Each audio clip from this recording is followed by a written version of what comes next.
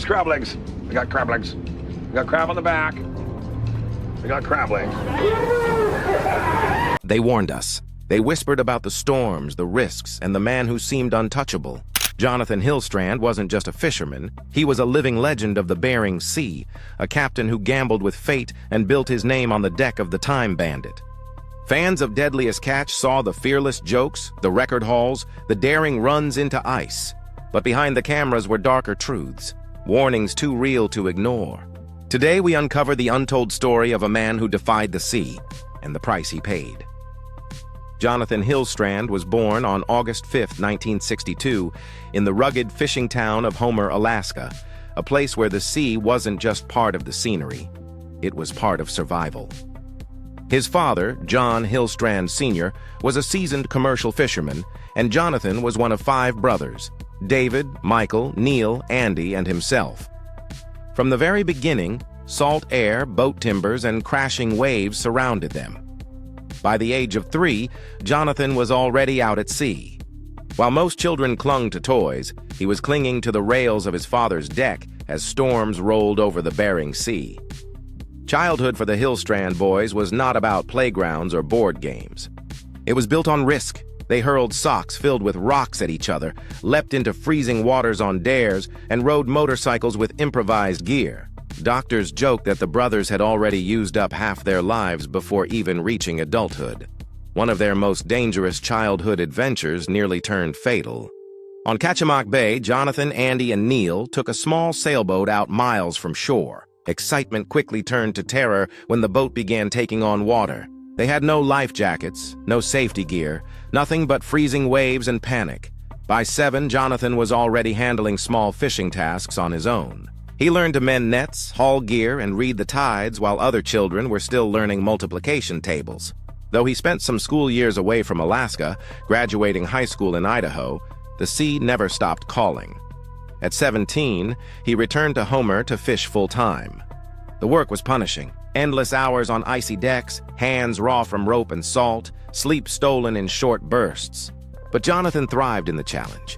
Each season sharpened him, teaching not only physical endurance, but also mental toughness. Veteran captains like Paul Anderson and Jim Mullins became his mentors, showing him how to read the skies, chart storms, and make decisions where one wrong call could cost lives. Johnathan absorbed every lesson. By the time he reached adulthood, he was more than just another deckhand. He was already shaping into the leader who would one day command the Time Bandit and carve his name into the dangerous legend of the Bering Sea. By the late 1980s, Johnathan had risen from deckhand to leader, and in the early 1990s, the Hillstrand brothers took the biggest gamble of their lives. They bought the FV Time Bandit, a 113-foot steel beast designed for the Bering Sea. It was more than just a boat. It was a statement. With Johnathan at the helm and Andy Hillstrand managing operations, the brothers turned it into one of the most respected vessels in the fleet. In 1995, a deadly blizzard struck. Most captains raced back to port, unwilling to risk their crews. But Johnathan made a choice that shocked everyone. He stayed out. The seas raged, ice smashed against the decks, and his crew feared for their lives. But when the Time Bandit finally limped back to port, they carried with them a record-breaking haul. That moment defined him. Bold, fearless, willing to gamble with fate itself.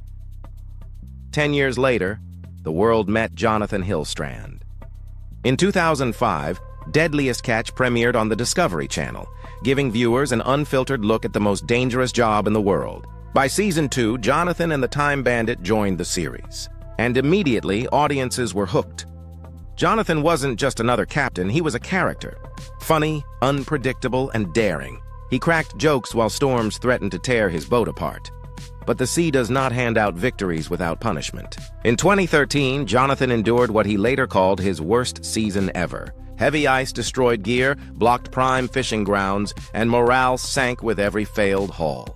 For the first time, viewers saw him stripped of his bravado, exhausted, frustrated, and carrying the crushing weight of responsibility. And yet, even as seasons wore him down, Johnathan's instinct remained razor-sharp. In the emotional Blaze of Glory finale, he burned survey maps in the wheelhouse, declaring that his gut mattered more than paper. He pushed the Time Bandit into risky waters others avoided.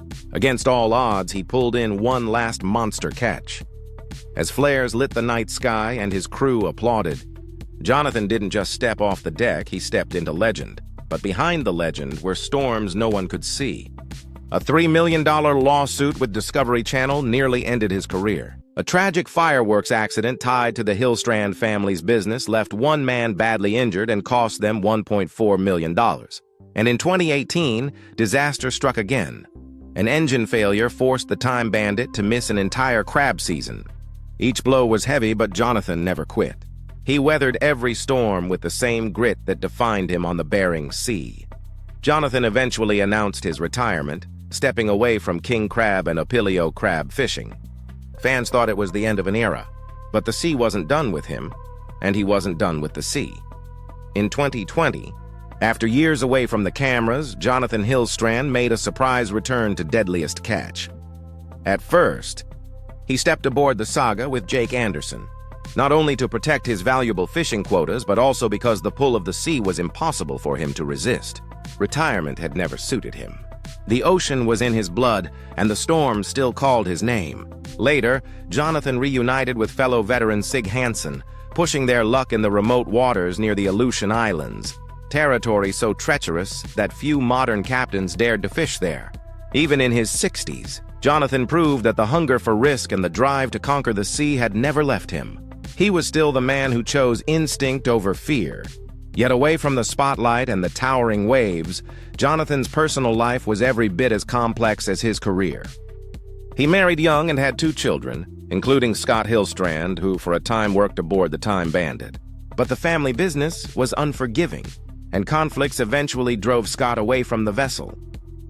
Johnathan's first marriage ended in divorce, the reasons kept private. But it was no secret that long seasons at sea often took a heavy toll on relationships. Years later, Johnathan found love again with Heather Hamilton, and this time, calm followed the storm. The two married in Las Vegas in 2017, blending their families into one. Heather brought 3 daughters from a previous marriage, and together they welcomed grandchildren into their lives, including Johnathan's grandson, Sawyer. For a man known for his wildness and risk-taking, Johnathan discovered something steady and grounding at home. With Heather by his side, he managed to balance the chaos of the Bering Sea with the peace of family life. Financially, Johnathan's net worth is estimated between $2.2 and $3 million, built from years of commercial fishing, his share in the Time Bandit, appearances on Deadliest Catch, and side ventures like Time Bandit fireworks and Time Bandit gear. But for Johnathan, money was never the true measure of success.